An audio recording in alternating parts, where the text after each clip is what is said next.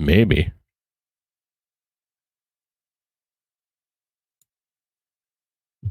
All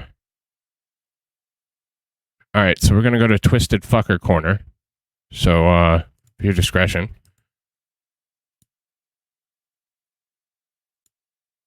Former Texas pastor sentenced to prison after discovery of a CP stash.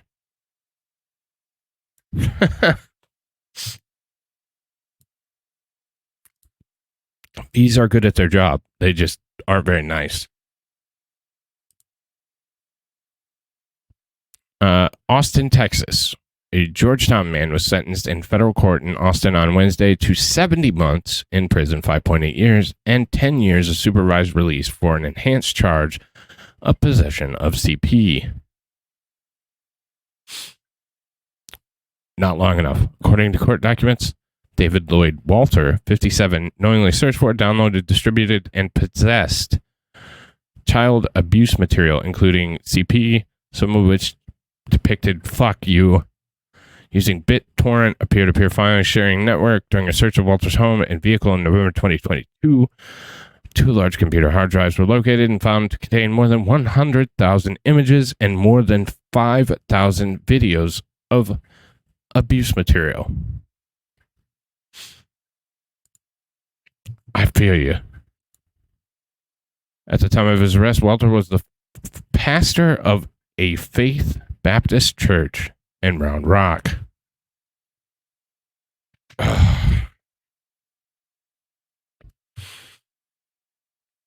In addition to prison and supervised release terms, the judge also ordered Walter to pay restitution of $61,000. Not enough. Many families in the Round Rock area placed their trust in this man when he served as leader in faith for their community, said U.S. Attorney Jamie Esparza for the Western District of Texas. I hope those families can find comfort knowing that our law enforcement partners and justice system are committed to protecting them, ensuring that predators such as Walter cannot continue to pose a threat to innocent children. The case was especially disturbing given the defendant's position of trust in the community, which is why he should get additional charges. Said Special Agent Oliver E. Rich Jr. for the FBI San Antonio Division. The sentencing sends a strong message to child predators, and the FBI and our law enforcement partners will never relent in our duty to protect children from sexual abuse and exploitation wherever these crimes are present in our nation. So what you're telling me is the FBI just added 100,000 images and 5,000 videos to their collection, because they're the largest collector of CP in the world. The FBI San Antonio Division Child Exploitation and Human Trafficking Task Force investigated the case with assistance from the Round Rock Police Department, the Collin County Sheriff's, the Williamson County Sheriff, and the Williamson County Child Advocacy Center. Oh, it was theirs? Gotcha.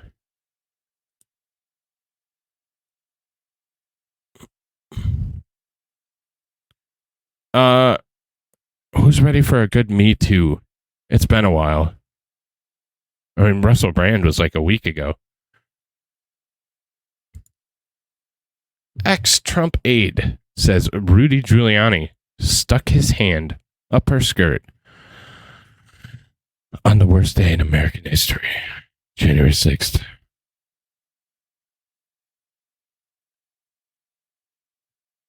Oh, look at that. She's got a book that just came out.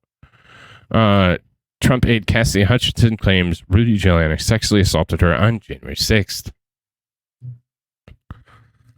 It's hard work when you're trying to foment an insurrection. Sometimes you just want to grab one. Former Trump aide Cassidy Hutchinson alleges in her upcoming book that Rudy Giuliani, once the mayor of New York and later Donald Trump's attorney, sexually groped her during the events of January 6th. It was exciting. As she recalls from her interaction with Giuliani at Trump's speech near the White House that day, Hutchinson tells how the former mayor allegedly crossed boundaries. She claims he put his hands under my blazer, then my skirt. Huh. Yeah. Yep. The corners of his mouth split into a Cheshire cat smile. Waving a stack of documents, he moved towards me like a wolf closing in on its prey, she's alleged. I've met Rudy in person. He cannot move like a wolf closing in on his prey. He barely can walk anymore, really. Rudy wraps one arm around my body, closing the space that was separating us. I feel his stack of documents press into the small of my back. I lower my eyes and watch his free hand reach for the hem of my blazer. By the way, he says, fingering the fabric, I'm loving this leather jacket on you. His hand slips under my blazer, then my skirt. The same hand? Did he pull it out, or did he just go all the way through? Hutchinson claims in a new book, I feel his frozen fingers trail up my thigh. He tilts his chin up. The whites of his eyes look jaundiced. My eyes dart to John Eastman, who flashes a leering grin. I fight against my tension, or the tension in my muscles, and recoil from Rudy's grip. She adds, filled with rage, I storm through the tent on yet another quest for Mark Meadows. Yeah. Overwhelmed, Hutchinson said she resisted Giuliani's advances and quickly left the backstage area to find Mark Meadows, Trump's former chief of staff, who was her superior at the White House. Giuliani denies these allegations. Hutchinson's memoir titled Enough is scheduled for release in the United States next Tuesday. Are we buying it? 1 for yes, 2 for no.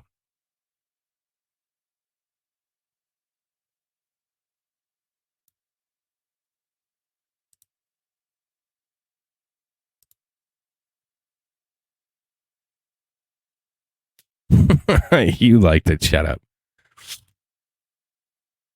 All right. That's what I thought. Convenient that she had a book coming out. You know, that's never weird or anything. All right. More twisted fuckery. For your discretion. Man accused of waterboarding and assaulting woman in her college dorm for 3 days. Exactly. I know. For my reading, I know, Bobby. I know it was. This one seems really fucked up. Boyfriend of 2 months allegedly raped girlfriend in dorm for days, waterboarded her in tub, moved mattress to the floor so the bed wouldn't squeak. Oh, I know.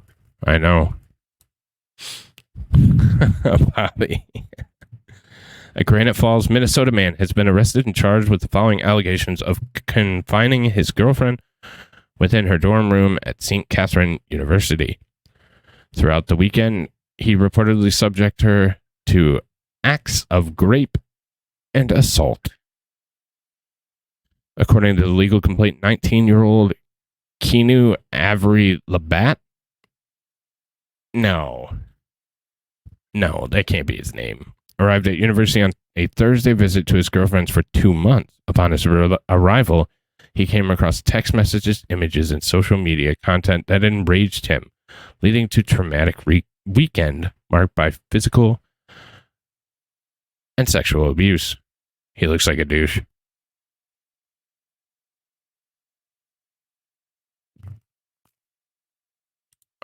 Maybe. That's what it says, bud.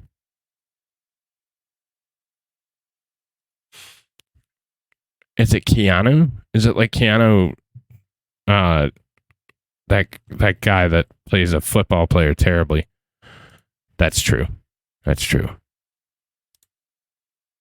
He does look like a sheet. He'll probably get put in the women's prison, if we're being honest. The victim told investigators that Labatt initially confiscated her phone and forced himself upon her, even after she expressed her unwillingness to engage in sexual activity as stated in the complaint.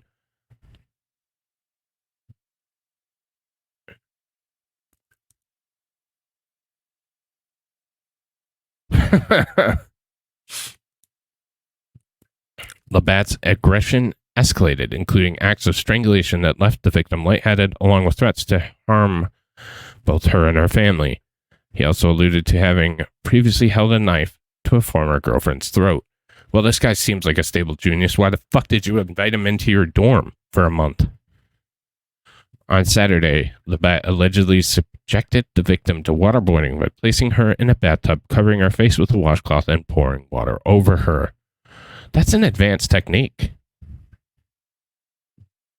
Additionally, the victim recalled Labatt threatening to kill her with a knife, attempting to find the right vein on her arm to inflict a deep wound, and ensuring she would die. Yeah, he's a... Oh, really? Damn.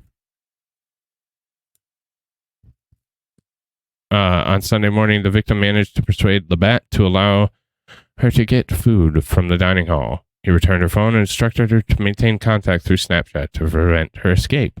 However, she reported the assault to campus security instead. That's probably a good move. Upon conducting a search of the room, law enforcement discovered a folding knife in a backpack and a damp washcloth in the bathroom. The mattress had been moved to the floor, as per the victim's statement, to prevent noises during sexual assaults. Labatt was arrested while still in the room, and when read his Miranda rights, opted to exercise his Fifth Amendment rights. Yep. Yes, this guy is a psycho. During a medical examination for sexual assault, a nurse documented the victim's injuries, which included bruises around her ear, face, neck, as well as severe bodily pain. Wow, I tripped over that one. Labatt is facing charges, including 3 counts of first-degree criminal sexual conduct, as well as domestic assault by strangulation and threats of violence. He appeared before a judge on Tuesday with bail set at $80,000. That's significantly lower than I would anticipate it. His next court appearance is scheduled for October 9th. I'll keep an eye on that one. If it's streamed, maybe I'll cover that one live. If convicted, Labatt could be sentenced up to 30 years for each count of criminal sexual conduct, in addition to maximum penalties of 3 and 5 years for the domestic assault and threats of violence charges, respectively. Wow. Courts indicate that Labatt is on probation for violating a restraining order involving another woman in Yellow Medicine County. So he's just a real piece of shit. Innocent until proven guilty, but maybe. Innocent until proven guilty, but this guy is a piece of garbage and probably deserves to fry. Deserves to fry for a long time.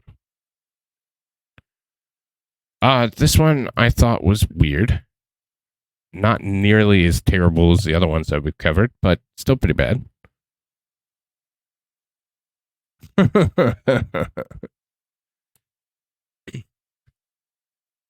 Fan's death. This is being underreported as well. I saw something briefly on ESPN, but that's about it. And then obviously here, but fan's death at New England Patriots Miami Dolphins game prompts investigation.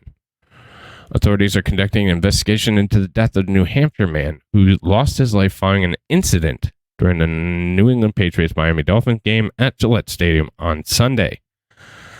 The man experienced an apparent medical event while in the stadium's 308-309 section during the fourth quarter of the game around 11 p.m. Massachusetts State Police said he was transported to Sturdy Memorial Hospital in Attleboro, where he was pronounced dead just before midnight. I saw that too.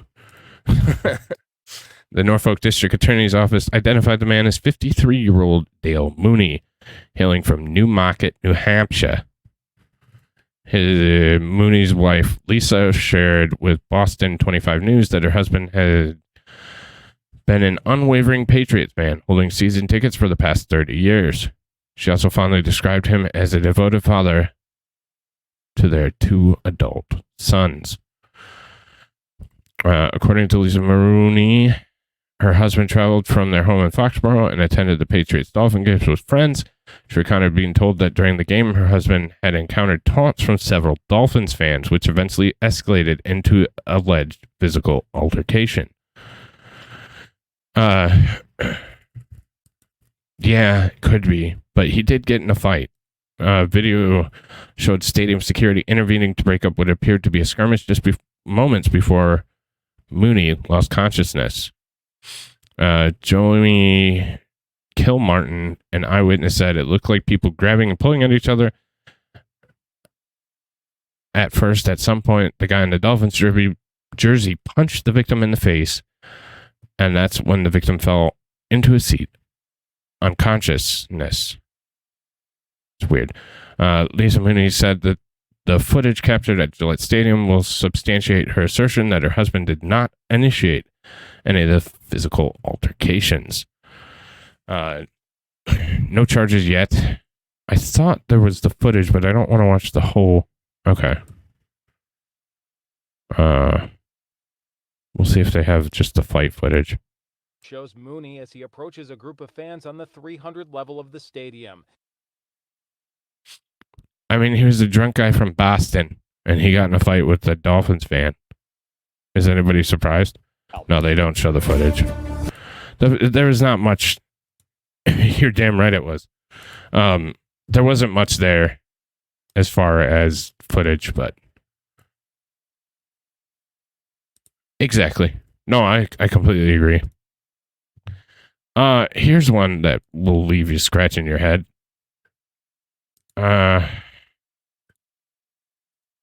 And wanting to eliminate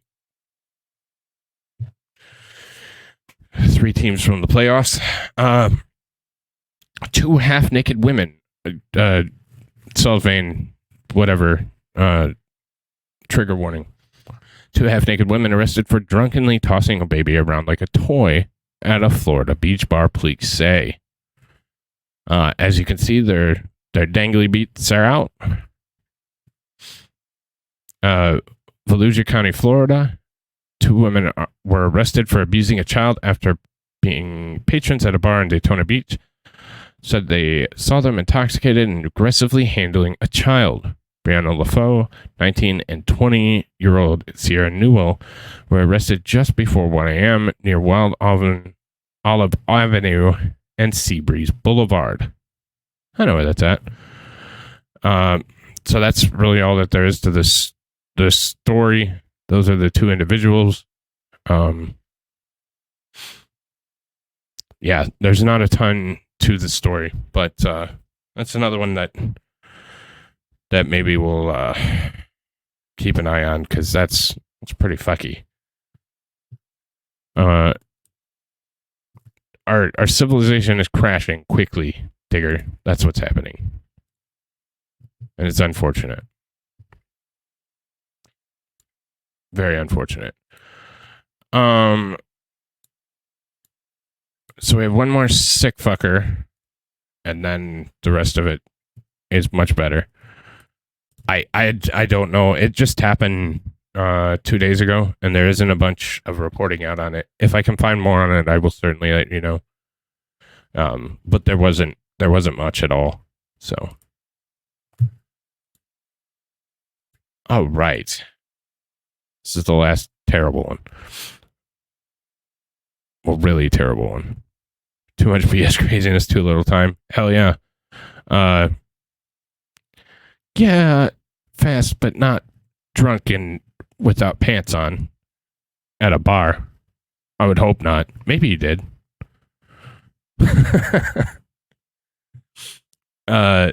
New York high school teacher charged for lewd images of children. And he's wearing a Dragon Ball Z hat. So you know he's guilty. Yeah. Yeah, there's got to be some diversity Olympics to it. Or you'd think it'd be everywhere. Yeah, at 1 a.m. Like, New York DOJ. Kostas Fekis, aka, I'm not going to AKA you, was arrested on September 14, 2023, and charged by a criminal complaint filed in White Plains Federal Court with possession of CP, receipt of CP, and attempted transfer of obscene material.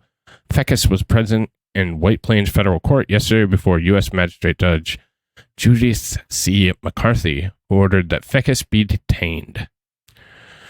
HSI Special Agent in charge, Ivan J. Arvello, said, as parents, we entrust our children's safety to the school each day, believing they're in safe hands. This accused stands charged with heinous crimes against an individual he believed to be a child, unaware it was an undercover agent. It brings me a sense of relief to know that the individual has been removed from both the streets and the classroom. Oh, so this is a to catch a predator sting. Exactly.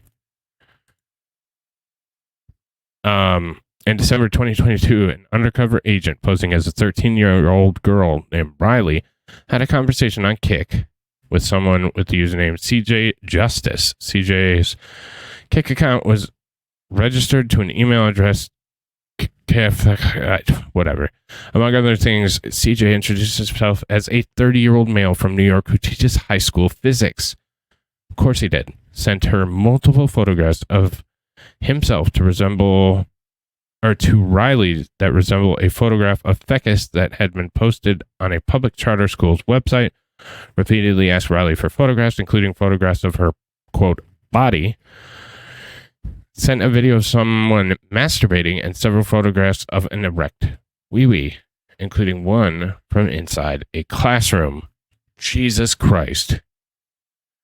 To Riley. I need a wood chipper sound. Described the various kinds of sexual acts he wanted to engage in with Riley and told Riley he had sex with a 10th grader once. And he had been searching ever since to have sex with a minor again. Can we just...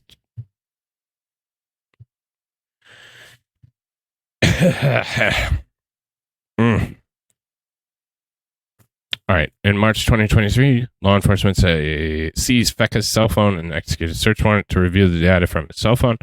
They discovered that Fekis used a mobile application called Hide You to hide, among other things, sexually explicit video in which a young female, victim 1, was rubbing a photograph of the same female with her pink sweatshirt pulled up to expose herself, and a photo of the same female in the video and photographs. She was wearing a bracelet that spelled out an abbreviated version of her first name. The name on the bracelet matched the name of a Snapchat user who had a chat conversation with Lysol 1834, the Snapchat username on Fekis' cell phone. After comparing Snapchat records with passport information, law enforcement confirmed that victim 1 was a girl who was 12 fucking years old at the time.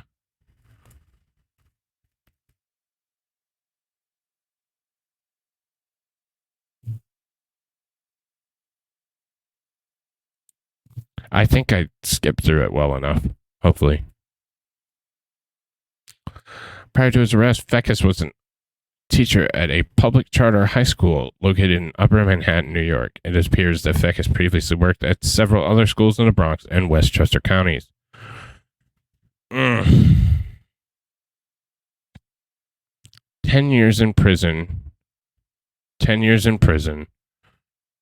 Mandatory 5 years and a maximum of 20. So he's only going to get 45 years at most? That's what I'm fucking saying, dude.